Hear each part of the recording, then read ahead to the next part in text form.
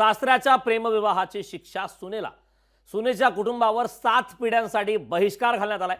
बीडच्या आष्टी पोलिसात जात पंचायतीवर गुन्हा दाखल करण्यात आलाय. जात पंचायतीनं सुनेला 2.5 लाखांचा दंड ठोठावलेला आहे. सासऱ्यानं प्रेमविवाह केल्यानं सुनेच्या कुटुंबाला जात पिढ्यांसाठी कुटुंबाला 7 पिढ्यांसाठी जातीतून बहिष्कृत केल्याचा धक्कादायक प्रकार बीड जिल्ह्यातील आष्टीत उघडकीस आलाय. दोईठाण गावातल्या फुलमाळी समाजातल्या महिलेच्या सासऱ्यानं प्रेमविवाह केला होता.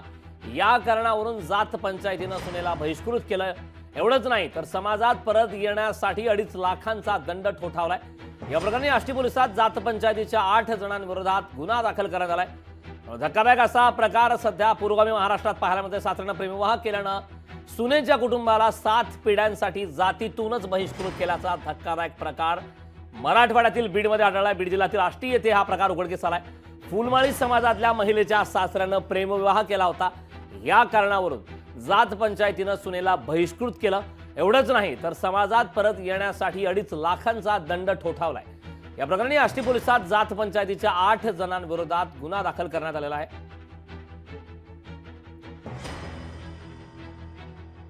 तुम्हाला जातीत घेणार नाही, काय नाही. तुमचा घरदार सगळं जातीचं बाहेर, 7 पिढ्या जातीचं बाहेर टाकलं तुम्ही. आणि तिथून आम्हाला डैटनला गेलं तर तिथून आकलून दिल्यात. ते म्हणतात की तुम्ही का आला इथं, तुम्हाला जातीचं बाहेर टाकलेलं आहे, तुम्ही परत यायचं नाही, तुम्हाला बहिष्कृत केलेलं आहे. आणि पहिला तुमची सासू होती तेव्हा बाहेर काढलं तर परत घेतलं तर ते पैसे तुम्ही भरा. मग आता आम्ही साहेब कुठून भरणार? आम्ही 2.5 लाख रुपये गरीब लोक आहेत. आम्ही खायला भेटतो नाही भेटत, कुरपायला गेलं तर का त्यात लेकरा बाळा आम्हालाच नाही. मग हे जर न्याय आता आम्हाला मिळालंच पाहिजे. बाबासाहेब आंबेडकरनी सगळं जात एकी केलंय. आता इथून पुढं जातीचे कसं असतं, पंचायत भरायला लागले, लोक पंचायती भरायला लागले. आता आम्हाला जातीच्या बाहेर टाकलेलं आहे. नाही आम्हाला जातीत न्याय नाही भेटलं, आम्हाला जातीत नाही घेतलं. आम्ही आमचं कुटुंब म्हणजे कोणी नाही. आमचं घर एक इथं कडा कारखान्यावर. केव्हा बी आम्हाला नाही न्याय मिळालं, आम्ही सगळं मरून जाणारे राखेल होतून. सरकारकडून आम्हाला मागणी आहे जातीत घ्यावं म्हणून आम्हाला एवढी मागणी आहे. आपल्याकडे जात पंचायत विरोधी कायदा झालेला आहे. मी स्वतः जात पंचायतीच्या संबंधाने उभ्या केलेल्या चळवळीसाठी काम करत होते आणि त्याचं ड्राफ्टिंग करण्यात महत्वाची भूमिका होती. तरी सुद्धा सातत्याने जात पंचायतीकडून अशा अघोरी अमानवी पद्धतीने विशेषतः संविधानिक व्यवस्था असताना सुद्धा कायदा हातात घेण्याच्या ज्या घटना घडतात या निश्चित चिंतनीय आहेत, गंभीर आहेत. शासनाने याची दखल घ्यायला हवी आणि जे कुठलं जोडपं आहे त्यांना न्याय मिळायला हवा. मी स्वतः त्याची माहिती घेईन. पिढ्याचे जे सासरे होते त्या सासऱ्यांनी प्रेमविवाह केला होता. त्या प्रेमविवाहामुळे जात पंचायतीमध्ये त्यांना दंड करण्यात आला होता. तो दंड न भरल्यामुळे पिढ्याची व त्यांच्या कुटुंबाला त्यांनी समाजाने जात पंचायतीवरून बहिष्कार टाकलेला आहे.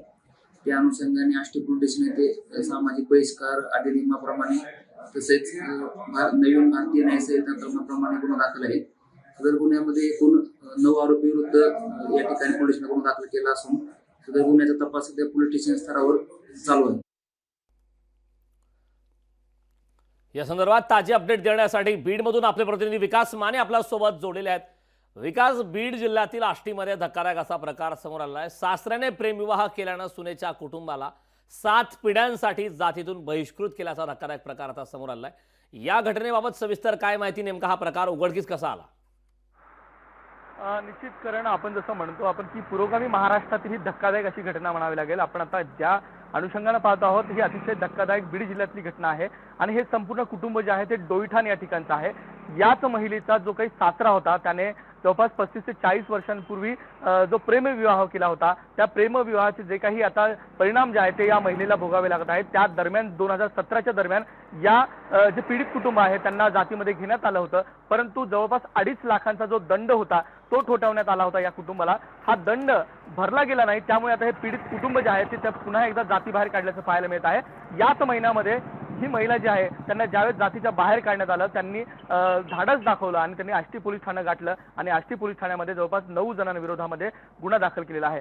गुन्हा दाखल झाला असला तरी अद्याप कुठलेही याच्यातील जे काही आरोपी आहेत ते मात्र अटक झालेले नाहीयेत आणि त्यामुळे नेमके पोलीस काय करत आहेत असा देखील प्रश्न उपस्थित केला जातो आहे। आताच आपण पाहिलं तर हे जे काही पीडित कुटुंब आहे यांनी आता न्यायाची मागणी जी आहे ती केलेली आहे, अथवा आम्हाला आत्महत्या करण्याशिवाय पर्याय उरणार नाही असं देखील हे कुटुंब त्रस्त असताना विवळत असताना बोलताना आपल्याला पाहायला मिळत आहे। यावरती नेमकं गंभीर लोकप्रतिनिधी कधी होतील हे बघणं पण महत्त्वाचं असेल, कारण की अजून एकही लोकप्रतिनिधी या घटनेवरती बोललेले नाहीये।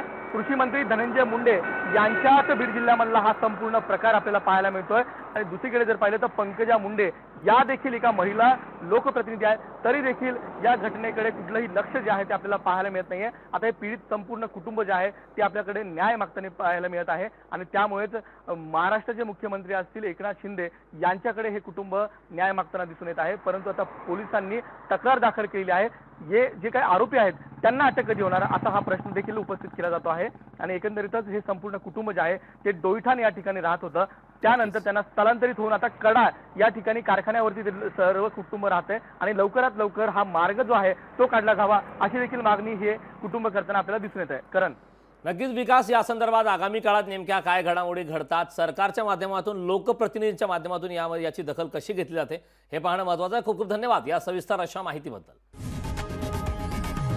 लोकशाही मराठी ऐका, पहा, जागरूक रहा।